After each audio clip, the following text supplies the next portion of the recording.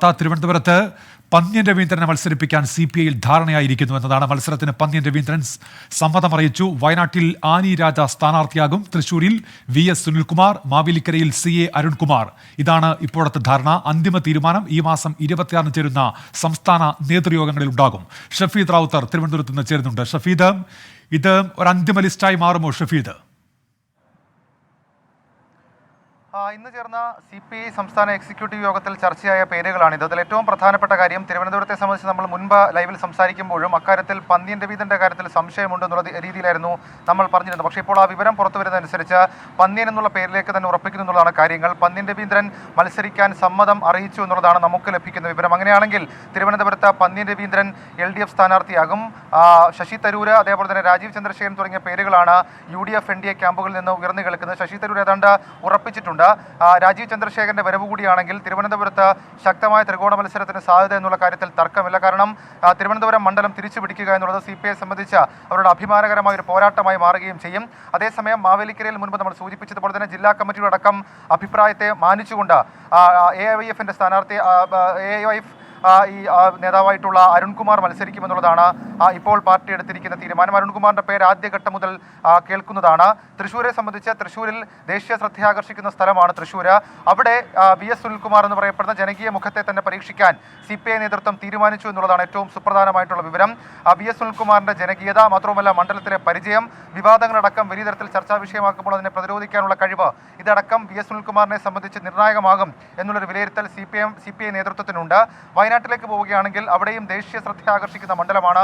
രാഹുൽ ഗാന്ധിയുടെ വരവോടുകൂടി, മാത്രവുമല്ല ലീഗിനടക്കം കാര്യമായ വേരോട്ടമുള്ള ഒരു മണ്ഡലം കൂടിയാണ്. സ്വാഭാവികമായും ആ മണ്ഡലത്തിലേക്ക് എത്തുമ്പോൾ അവിടെ ഒരു ദേശീയ സ്വഭാവം, അതല്ലെങ്കിൽ ദേശീയ ഇമേജ് ഉള്ള ഒരു കാൻഡിഡേറ്റ് എന്നുള്ളത് CPIയെ സംബന്ധിച്ച് വളരെ പ്രധാനപ്പെട്ട ഒരു കാര്യമാണ്. അങ്ങനെയാണ് ആനി രാജ എന്ന പേരിലേക്ക് CPI നേതൃത്വം എത്തിയിരിക്കുന്നത്. ഏതായാലും ഈ 4 പേരുകൾ തന്നെയാണ് ഇപ്പോൾ CPIയുടെ പരിഗണനയിലുള്ളത്.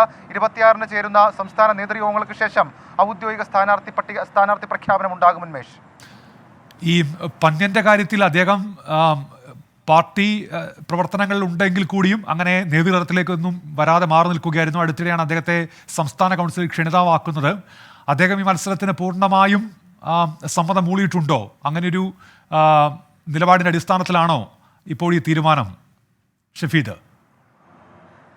ഇക്കാര്യത്തിൽ CPIയെ സംബന്ധിച്ച് ഏറ്റവും ആശങ്കയുണ്ടാക്കുന്ന കാര്യം പന്ന്യൻ പിന്മാറിയാൽ പിന്നെ ഏത് പേര് എന്നുള്ളതാണ്. അങ്ങനെയാണ് ചില മന്ത്രിമാരടക്കം മത്സരിക്കാനുള്ള സാധ്യത നേരത്തെ മുന്നിൽ കണ്ടത്. മാത്രമല്ല അങ്ങനെ ചില വിവരങ്ങൾ പുറത്തു വരികയും ചെയ്തു. പക്ഷേ അങ്ങനെ ഒരു നീക്കത്തിലേക്ക് തൽക്കാലം കടക്കേണ്ടതില്ല. പന്ന്യൻ എന്ന CPIയിലെ ജനകീയ മുഖം തന്നെ തിരുവനന്തപുരത്ത് സ്ഥാനാർത്ഥിയാകട്ടെ എന്നുള്ളൊരു തീരുമാനത്തിലേക്ക് നേതൃത്വം എത്തി. ഇക്കാര്യം, ഈ സാഹചര്യം അടക്കമുള്ള കാര്യങ്ങൾ പന്ന്യനോട് പാർട്ടി വിശദീകരിക്കുകയും ചെയ്തു. അങ്ങനെ പന്ന്യൻ രവീന്ദ്രൻ ഇക്കാര്യത്തിൽ സ്ഥാനാർത്ഥിയാകാനുള്ള സമ്മതം അറിയിച്ചു എന്നുള്ളതാണ് നമുക്ക് ലഭിക്കുന്ന വിവരം. നേരത്തെ CPIയെ സംബന്ധിച്ച് പകരം മറ്റൊരു പേര് ആര് എന്നുള്ള കാര്യത്തിൽ ചില ആശങ്കകൾ ഉണ്ടായിരുന്നു. പക്ഷേ ആശങ്കകൾക്ക് ഇപ്പോൾ വിരാമമിടുകയാണ്. ആ ആശങ്കകൾ വേണ്ട എന്നുള്ള ഒരു തീരുമാനത്തിലേക്ക് പാർട്ടി എത്തിച്ചേർന്നു. മാത്രമല്ല പന്ന്യനെ പരീക്ഷിക്കുമ്പോൾ സ്വാഭാവികമായും മണ്ഡലത്തിലെ പരിചയമടക്കമുള്ള കാര്യങ്ങൾ ഉണ്ട്.